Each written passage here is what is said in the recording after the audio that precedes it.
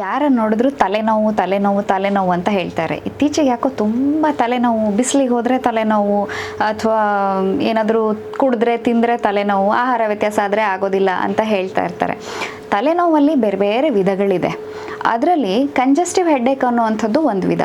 ಅಂದರೆ ಒತ್ತಡದಿಂದಾಗಿ ಬರುವಂತಹ ತಲೆನೋವು. ಅದು ಇದಕ್ಕೇನು ಮಾಡ್ಬೋದಪ್ಪ ಅಂತ ಕೇಳಿದ್ರೆ, ತುಂಬ ಸುಲಭ ಉಪಾಯ ಮನೆಯಲ್ಲೇ ನೀವು ಮಾಡ್ಕೊಳ್ಬೋದು. ಏನಂದರೆ, ಒಂದು ಬಕೆಟಲ್ಲಿ ಬಿಸಿ ನೀರನ್ನು ತೊಗೊಂಡ್ಬಿಟ್ಟು ಎರಡೂ ಕಾಲನ್ನು ಅದರಲ್ಲಿ ಮುಳುಗಿಸಿ ಅದ್ದಿ ಇಟ್ಕೊಳ್ಬೇಕು. ಒಂದು 15ರಿಂದ 20 ನಿಮಿಷ ಈ ಥರ ಹಾಟ್ ಫುಟ್ ಇಮ್ಮರ್ಷನ್ ಅಂತ ಹೇಳ್ತೀವಿ. ಸೊ ಬಿಸಿ ನೀರಲ್ಲಿ ಕಾಲನ್ನು ಅದ್ದಿ ಇಟ್ಕೊಳ್ಳೋದ್ರಿಂದ ತಲೆನೋವು ತುಂಬ ಬೇಗನೆ ಕಡಿಮೆ ಆಗುತ್ತೆ.